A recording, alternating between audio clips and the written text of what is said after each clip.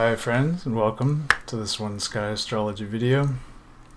Looking at the new moon on the 23rd of February 2020 and the subsequent lunar cycle. We're going to take a look at the cycle in depth, taking a look at the waxing quarter moon, the full moon, waning quarter moon, the main points, the cardinal orientation of this lunar cycle at its four corners, so to speak. And just take a look at what the energies are expressing, kind of which way the cosmic wind is blowing, so to speak. Before we get started, I want to give a little context. This is a true sidereal astrology take on things, which is also called astronomical or constellational astrology, using the exact size and location of the constellations as opposed to an even sign zodiac like Vedic, Sidereal Western, or Pop Western astrology. So things are a little bit different. Things are oriented to how you would see them if you looked out through a telescope at the night sky. So when I talk about a full moon on the 23rd of February, a lot of people are under the impression that this is happening under the influence of Pisces. But the solar-lunar conjunction, that is the new moon, is backed by the stars of Aquarius. So I'm going to be talking about things in those terms. This does change things a little. But I encourage you to stay tuned. So just some context, we're coming into this from a lunar cycle originating in constellation Capricorn last month. And that was a chance to hopefully get grounded, pragmatic, kind of take a structural assessment of anything that may have emerged 2 lunar cycles ago with that big eclipse season, lunar cycle originating in Sagittarius. It's conjoined Jupiter, trine Uranus, a lot of benefic energy, but a lot of stirring up, a lot of change as indicative of Uranus presence, a lot of emergence of energies that may have been challenging or difficult. I know in my own immediate social circles, like 15 couples have broken up since then. Which could be a winter thing. It's easy to say that that's just a winter blues thing. Where I live, we get a lot of gray skies, so it's it's interesting to watch. But a lot of us are still working with settling some of the emergent energies of that eclipse cycle, and we can take a look at this chart right now. We do see here that Mars, for this new moon, has passed the galactic center for a sort of reset, a sort of a break in in the expression of its energies, which can be about motivation, libido, assertiveness, our sense of drive, a lot of just what motivates us. And that could have taken a new form or taken a short break at this time, at the winding down of the last lunar cycle, the Capricorn lunar cycle. And as we emerge into this new moon, we do see it very interestingly placed in constellation Aquarius. Now, the stars of Aquarius tend to lend a humanitarian and aloof, a very eccentric energy. They impart change and excitement, a sense of independence, and they have a definite scientific bent, a kind of analytical bent, a very impersonal take on things, much like Capricorn. Although Uranus is much more freedom forward than Capricorn. So as things came to maybe be settled and a little more structurally sound, perhaps grounded and kind of slower, more straightforward during the last cycle, I wouldn't expect that to necessarily stay this cycle. I would expect to see some of this Aquarian change and excitement energy really be the sort of stamp that this lunar cycle is imprinted with.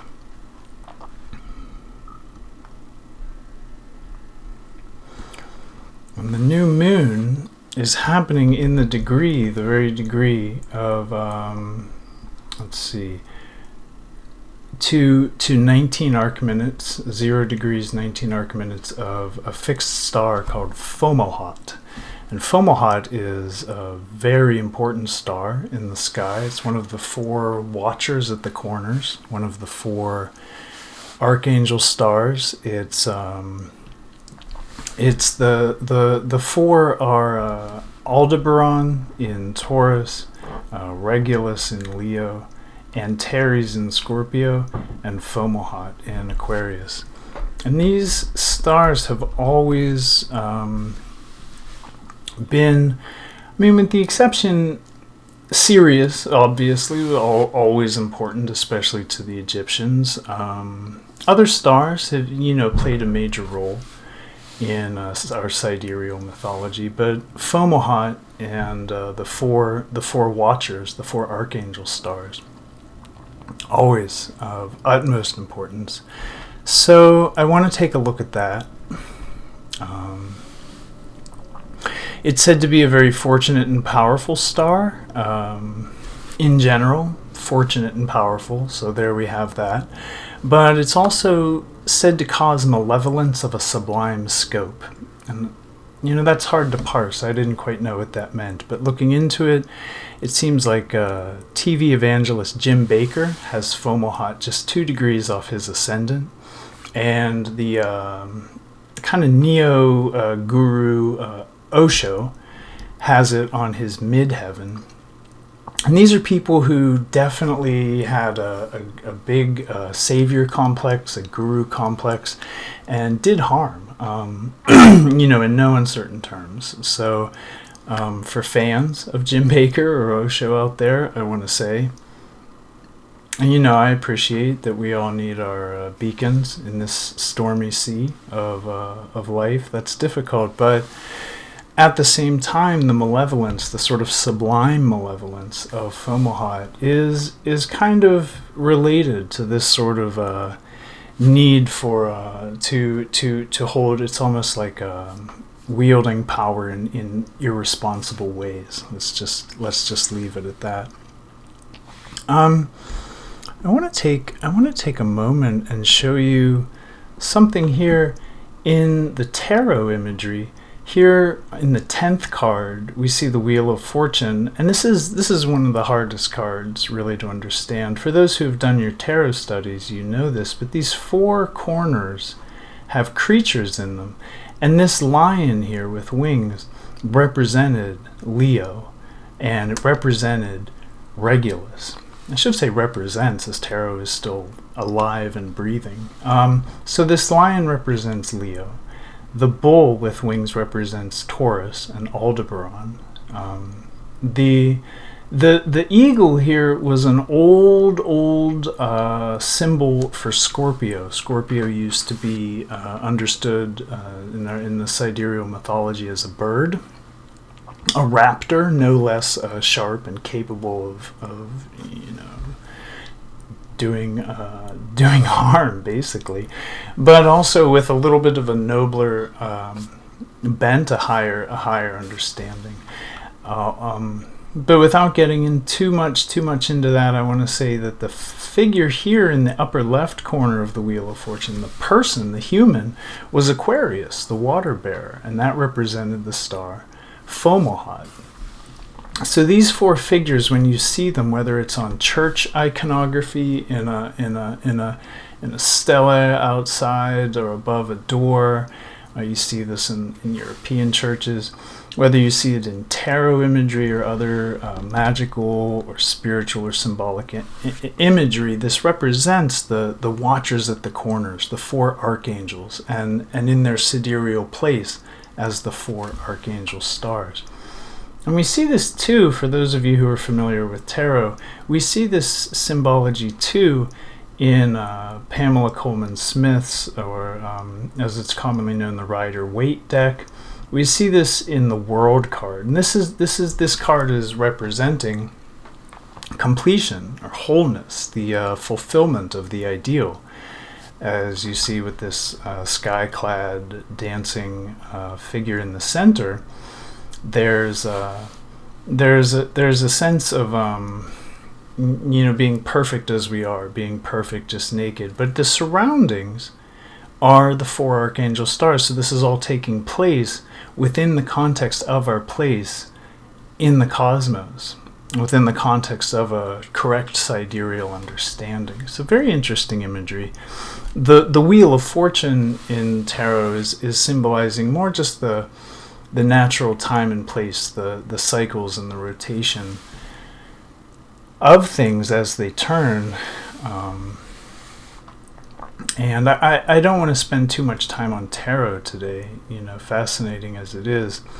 I just want to say that Fomalhaut is a star of utmost importance, and rather than cast shade or talk about guru complexes, I want to encourage everybody to watch out for that. But I do want to say this is on the whole a most fortunate, magical, powerful star associated with the Archangel Gabriel and the direction of the south.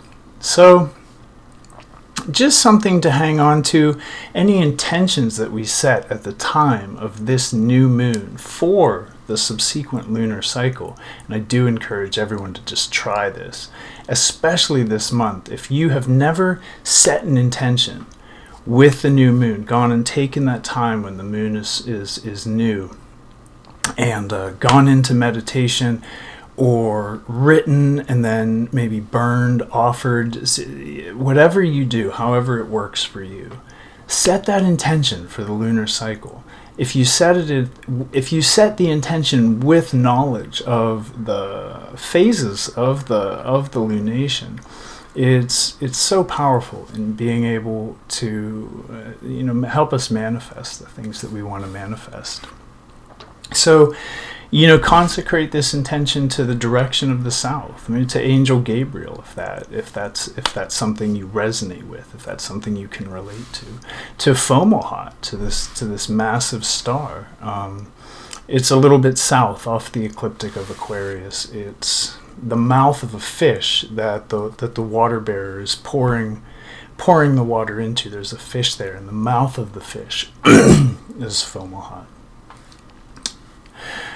So this moon is really interesting because we have all of this Aquarian energy. We do have Mercury in Aquarius. It's retrograde, so it's gonna be in Aquarius for the entirety of the lunar cycle, indicating that thoughts and communication are going to be happening in this freedom forward kind of dynamic Aquarian influence. Under this influence, we also see here Uranus in very close sextile from Aries, the early degrees of Aries, still on the Pisces-Aries cusp, but nonetheless we see Uranus here in 1 degree and 0 minute sextile.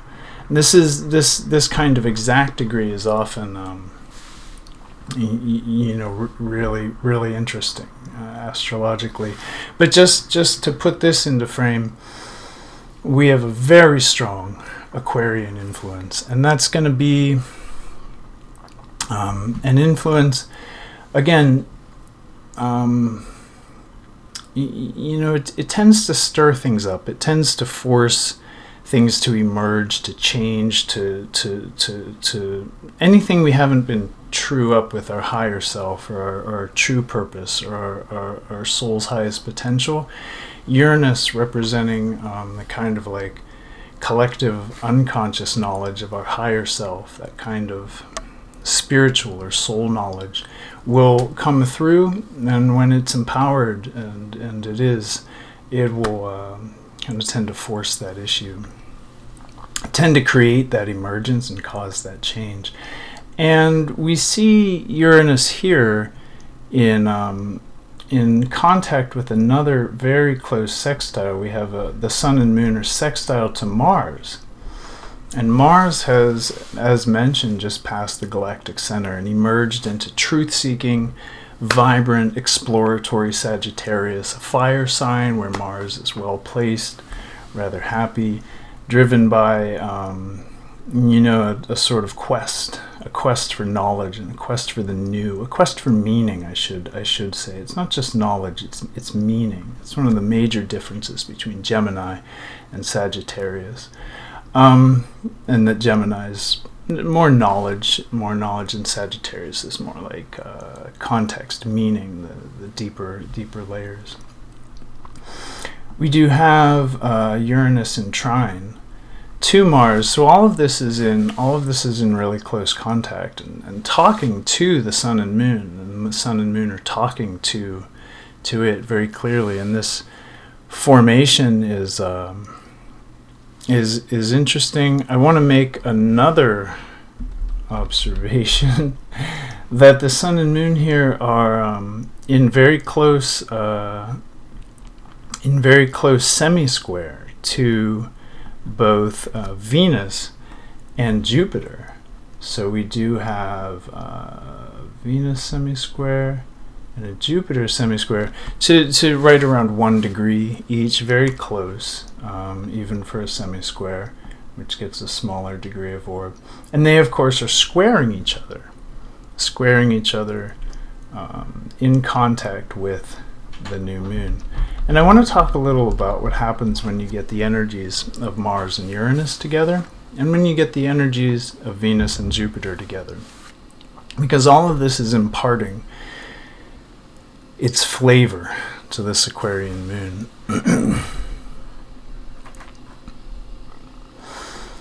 With Uranus and Mars in contact, you get brilliant, kind of innovative, daring. It's very creative, but it can be really headstrong and a demanding kind of energy. It's lucky. It's an unusually lucky influence. It's not a team player as it goes, and Aquarius is impersonal and freedom kind of oriented approach to things may bring out a certain strong streak of independence in us. That's one of the stamps of this lunar cycle. And Mars-Uranus contact often attends a kind of need for excitement, a kind of need to explore and emerge, where there's where most people's limits are, Uranus-Mars tends to kind of cross that line. So it's very adventurous, very risk-taking, very sporty, very active influence. And when you get Jupiter and Venus together, it's very lucky. These are the two major benefics, and it's very lucky. It's fortunate. It's popular, talented, favored. It's a recipe for good things to happen when you get these two together. And in the square, you do see sometimes an inclination towards indulgence, excess, or extravagance, a kind of pleasure-seeking, almost a hedonism that can go a little too far. It can be a problem. In natal charts, it's often something that people have to overcome with discipline. A strong Saturn placement can do it. But in a transit like this, as it imparts its stamp to the new moon, which is the basic template for the lunar cycle, I just want to mention that this is an influence, especially with Jupiter at home in Sagittarius, and Venus well placed in Pisces. She's very happy there. This could be an influence of open doors and good fortune, luck, combined with the exploratory, risk-taking nature of Mars-Uranus. It could be a time where I would trust stepping out a little further than I usually would, kind of taking risks, maybe, especially around anything that had to do with interpersonal relations, relationships, or romantic entanglements. And there's a lot of fire energy here. It's definitely an exciting influence, and there's an overall influence of kind of interrelationship and excitement, exploratory energies.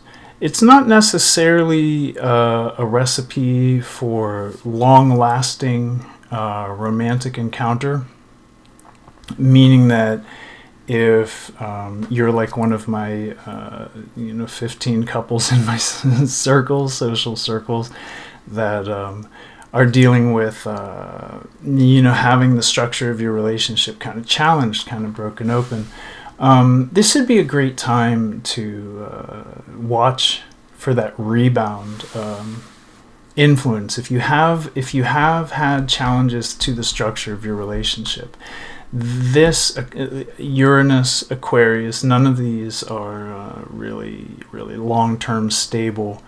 None of these are really lending themselves to long-term stable relationships. So there could be that rebound influence that just flashes up, seems like the right thing to do, and it, not always that thing that lasts forever. So doesn't make it bad, doesn't make it anything. It is what it is, as always. But again, as we set the intentions, as we plant seeds, and as we focus on what we want to grow during this time, if relationship is just the furthest thing from our interest, or for any reason we have a stable relationship that hasn't been thrown up in the air by these eclipse activities of the last couple months, I think a Uranus new moon with these configurations is a positive time to take risks and change, especially in the interpersonal area. We might with Mars just past the GC in Sag and Mercury in Aquarius benefit from being forward, being frank, being honest, taking the time to really assess what our needs around freedom are, what our needs around space and personal empowerment are, all of this Aquarius. And with Venus in Pisces, very much a sweetheart, very much just a nice influence. We might be able to express these things at this time to really anyone in our lives. Great time for interpersonal communications around our independence, our uniqueness, our needs, our eccentricities, all of this. So setting that intention, planting that seed, and really focusing on what we want to grow out of this Aquarian influence. I want to encourage everyone to go to the comments down below, go to the link that I'll leave to the chart generator at Athen Chimenti's Mastering the Zodiac. Do find the coordinates for your birth town and enter them manually when you do that, and get a chart for yourself. See how this true sidereal thing works. And I advise this so that you can see what house placement is mid Aquarius constellationally for you. What area of life, what house is this new moon taking place in? This will further help you harmonize your intentions and really use the celestial cycles for personal growth and empowerment. And taking a look at the first quarter moon, the waxing quarter moon, we see here that the moon is in its waxing quarter in earthy Taurus, and that as always this is a square up to the sun.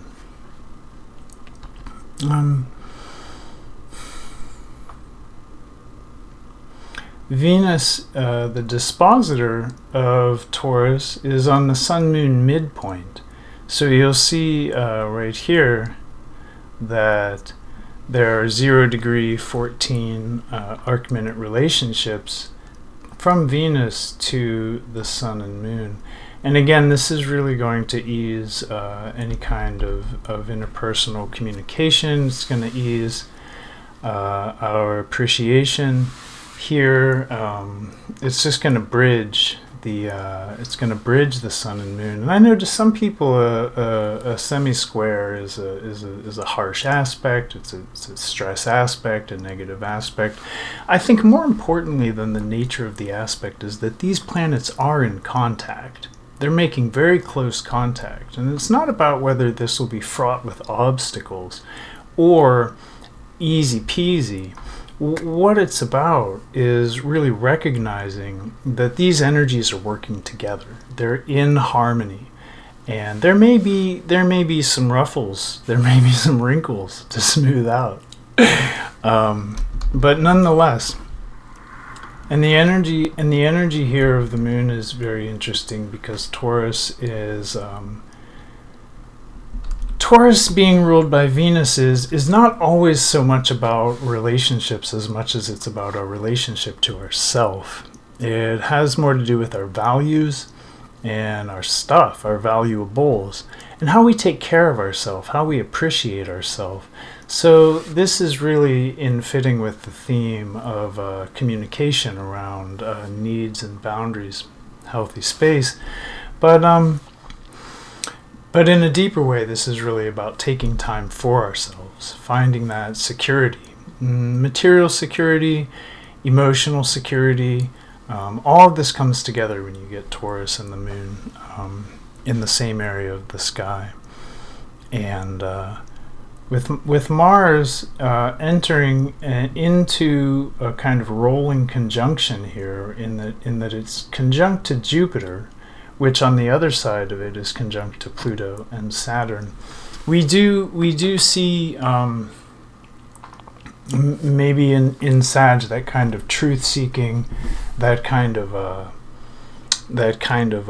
meaning-making, need for depth, need for drive for deeper understanding, accentuated and emboldened by this conjunction. It will go into full stellium. Mars will move into a degree that's conjoined to all three bodies later in this lunar cycle. When Mars and Jupiter get together, they love to wield power. They really, really love to wield power. It's kind of what that does best. Emboldened by Pluto's intensity, and all of that's balancing the Taurus moon's need for security with a certain outgoing exploratory vibe that's expressed by Mars in Sag. It's also expressed by Venus here in a degree of conjunction to Uranus as it moves in with Uranus, and it's passing over the degree of conjunction with Eris here. We do see, we do see Venus, our appreciations, our values, a lot of our interpersonal, how we relate to people. It may be very unusual at this time. Mercury's retrograde in Aquarius for the first quarter moon.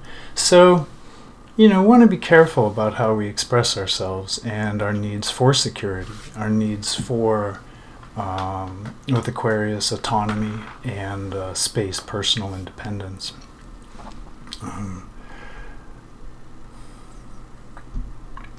Yeah, and the first quarter moon is usually in the cycle. That's where we see the emergence of the sprout, the emergence of the first signs of a solid thing that relates to the intention or the whatever seed we planted, knowingly or unknowingly, on the time of the new moon. By the first quarter moon, we're kind of seeing that come to fruition. So again, check your chart for mid Taurus.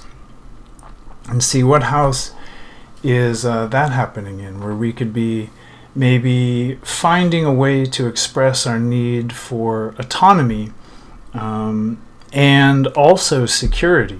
And then this is not always in even distribution, especially when you get into relationships. So this could be, if you're in partnership with somebody, this could be a time of really finding that balance between having security and having freedom for yourself. Moving on to the full moon in Leo, we have the sun at 6 minutes, just barely on the Aquarius-Pisces cusp, having moved past conjunction, still in close degree of conjunction, but separating from Neptune, just finishing up Aquarius here. And we see a rare Pisces-Leo axis, and this is something that only really happens in true sidereal or astronomical astrology, because the very first and early degrees of Pisces are directly opposite, as you can see, to the very last degrees of constellation Leo. So right as that moon is in the tail of the lion, where our expressive abilities and our all of the Leonian qualities are really at their most mature, their most stable and established, we see this opposition to a sun which is conjoined to Neptune. And this can be tricky because when you get the sun and Neptune together, you have sensitivity.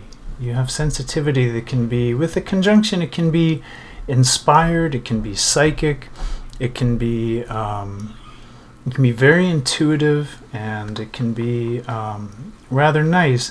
With the moon opposite, with the moon in opposition to Sun Neptune, there can be a little more challenge there, especially in the watery worlds of our feelings and our intuitions.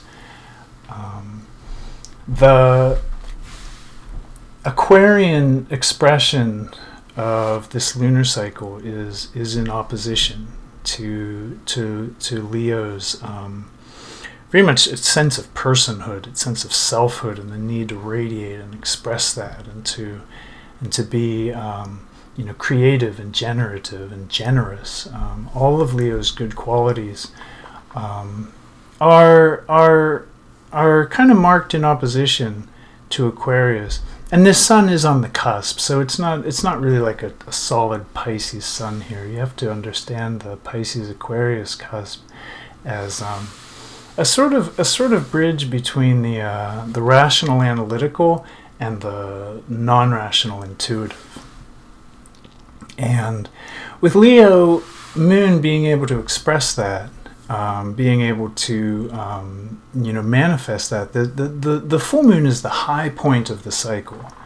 The full moon is the point when the energies are highest, when the opposition between sun and moon represents the most dynamic tension in the chart. And at this time, the Pisces-Leo axis is going to be great for art. Neptune in Aquarius, visionary, amazing for inspiration.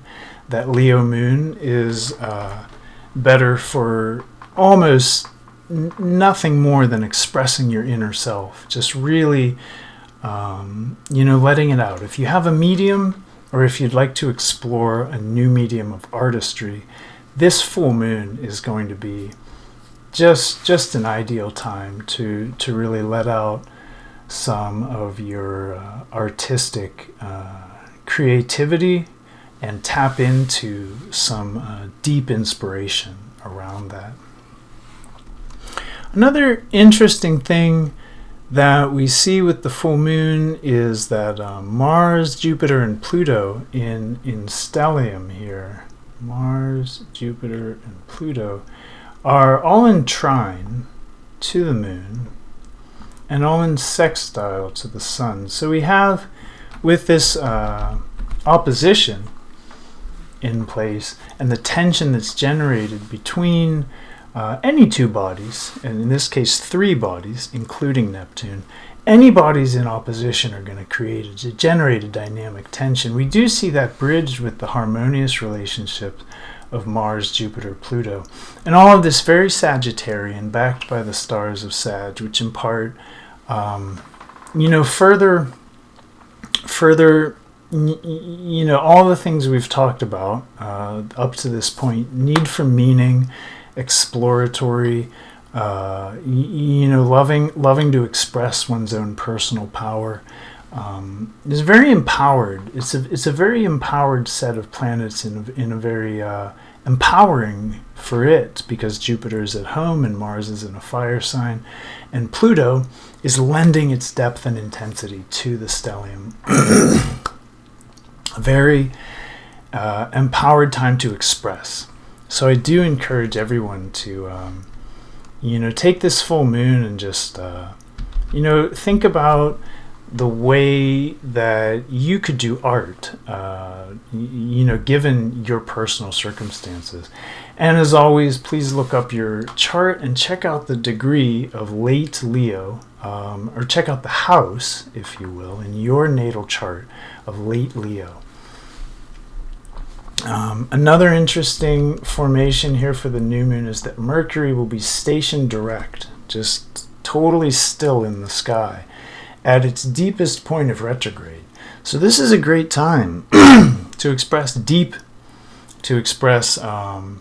things that may ordinarily be, even hidden or not worked with, not talked about. It's whatever it is for you. Mercury station direct is an influence of communication. It's an influence of a particular strong stamp, which is going to emphasize the energies of mental, of cognition, of logic, of rationality, and of our communication.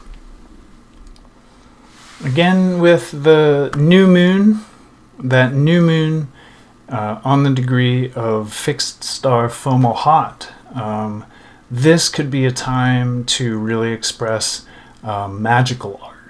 If you use art magically, if you use art spiritually, if you like to draw things that you want to manifest, I mean, even cutting things out of magazines and pasting them into vision boards would be, most auspicious at this time. Again, consecrate them to the direction of the south, to the energies of Fomalhaut, to the angel Gabriel,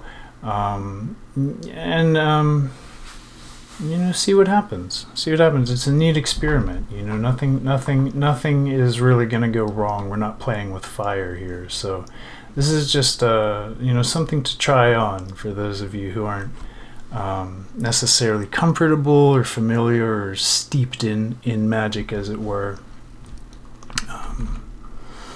But I want to move on to the waning moon, this last quarter moon. So what we have here is the sun squarely set in the beginning of Pisces, right around the 6th, 7th degree, square to the moon as it moves over the galactic center. So the last quarter moon is always a time of reflection.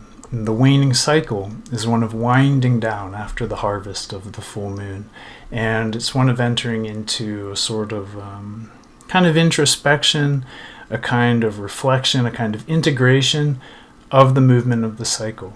The waxing quarter is one of work. We set the intention, and we water and we plant that seed and we prune that plant so it fruits, and when it fruits on the full moon, we can spend that waning cycle then enjoying that harvest, sharing with our friends, delighting. But by the time of the last quarter moon, the waning quarter moon, we want to be really squarely in a phase of reflection, of introspection, of enjoying the fruit, but also beginning with that final quarter to make way for the next new moon, to process, to integrate, to establish the lessons that we've learned, and to move on.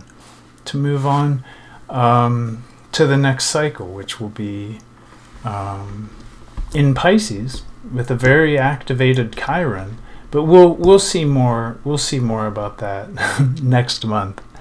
For now, I want to talk about the solar journey, because the sun has moved from mid-Aquarius and is now in Pisces.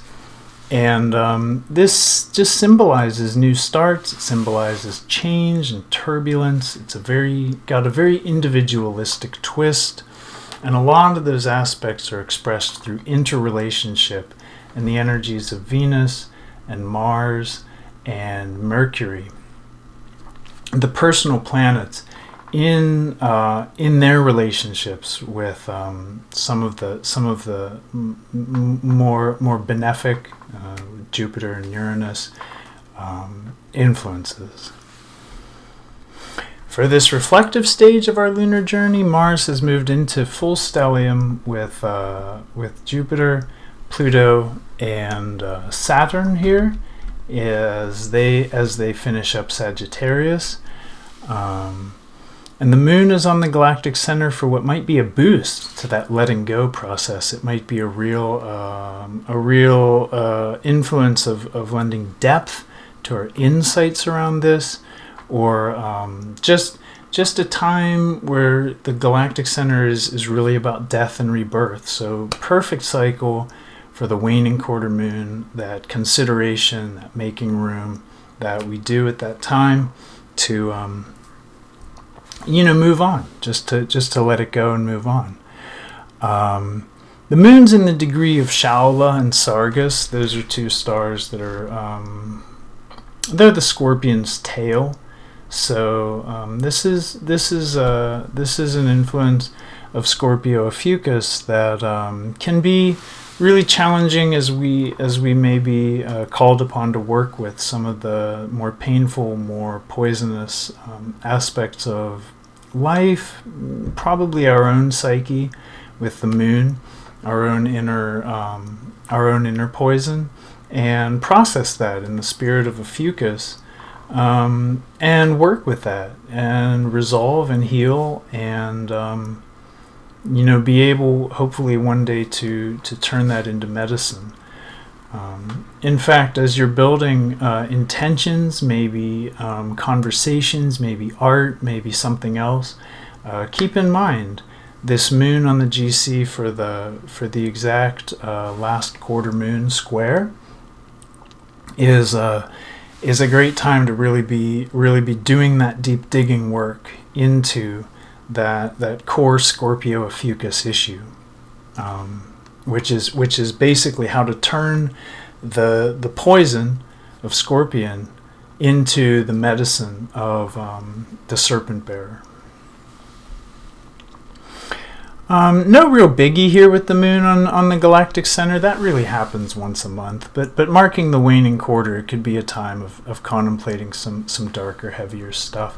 I encourage people to contemplate at this time everything that's happened in 2020 so far, going back to that solar eclipse on, I think, December 24th, 2019. It was right before Christmas, and it really just set off this eclipse season. It's been a remarkably emergent season in challenging ways for many people.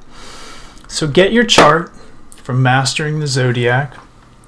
Check this out. We have mid-Aquarius, mid-Taurus, late Leo, and late Scorpio Ophiuchus right on the galactic center. See where those are as far as house placements. And if you're not really solid on house placements, just educate yourself. Get a quick sense of where all this is happening. That's the best way to learn astrology, especially in the beginning, is study your own chart. So, finding ourselves in interdependent relationship kind of scenario, and that's not astrologically, that's just life. We're humanity is a very interdependently related organism, such as we are, and we're integrating into the bigger picture here with all this Uranus and Aquarius action. We're integrating into into a bigger picture. And as the sun moves into Pisces, we're gonna see that expressed as Pisces is the vast, the beyond, the realm of the spirit, the realm of that kind of all that is, the ineffable, that which can't really be named. All of this is Pisces territory. And through that journey, we find ourselves heavily activated in the realm of interrelationships. So a lot of Venus activation, a lot of Mars activation. Mercury in Aquarius is going to keep the energy of interdependence and that need for personal freedom and for our eccentricities to be acknowledged, for our forward-thinking, visionary side to be expressed. It's going to be in that. It's going to be in those stars for the entirety of this cycle. And just to take a glimpse at the next new moon chart, we do have in a very close degree of conjunction to Chiron, a new moon. So we'll be winding down towards a very Piscean expression. Maybe even though Mercury will still be catching up, making that journey out of Aquarius. I think that as we wind down this lunar cycle, we may see energies of movement towards the spiritual. One of the big differences between Aquarius and Pisces is Aquarius is very people-oriented, very humanitarian, very freedom-oriented. In a way, it's very me-oriented. It's my eccentricity. It's my uniqueness. It's what makes me stand out. It's also how all the pieces fit together into that bigger picture. So there's wonderful pattern recognition going on with Mercury and Aquarius. But as the sun and moon move into Pisces, we're going to be moving into the realm of big picture stuff here, and the emotional waters, the intuitive waters, the spiritual, psychic, inspirational waters that represents. So just something to especially bear in mind in that final quarter after the waning quarter moon, after that last quarter moon, moving through that week towards the next new moon. That we'll be making that shift. The sun will already be in Pisces, and we'll be making that shift towards a new moon and a new lunar cycle marked by Piscean energy. And with that, my friends, I want to wrap this up. That is the new moon on February 23rd, 2020, in the lunar cycle. Very exciting time, very dynamic time. I thank you all for watching, and as always, I'll see you next time. Goodbye.